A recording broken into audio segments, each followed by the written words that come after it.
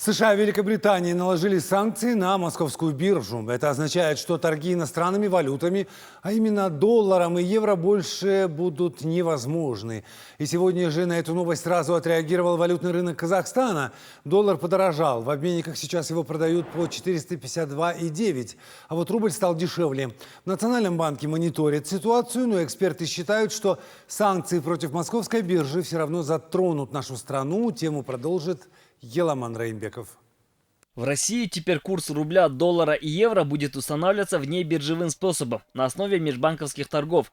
Санкция уже вызвала в обменниках Москвы ажиотаж. Местами курс достигает 200 рублей за 1 доллар. Естественно, рынок Казахстана чувствителен к санкциям России из-за огромного товарооборота между двумя странами. Поэтому Национальный банк ждет непростая задача – сохранить баланс тенге по отношению к другим валютам. То есть у нас есть казахстанская фондовая биржа, на которой тоже тенге и рубль торгуются. То есть мы будем через прямые котировки тенге-рубль определять через кассе.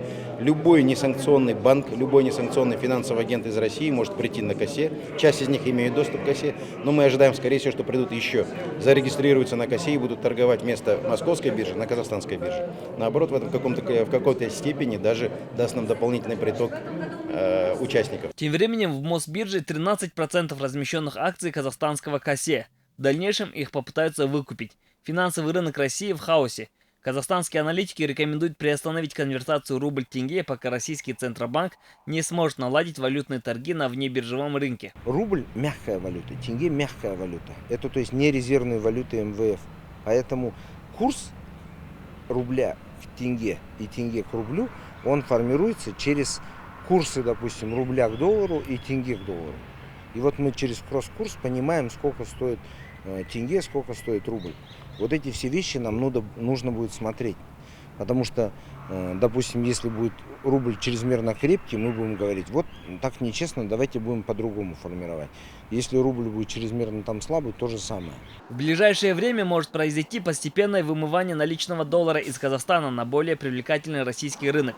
В свою очередь, это приведет к формированию серого рынка наличной валюты, полагают аналитики.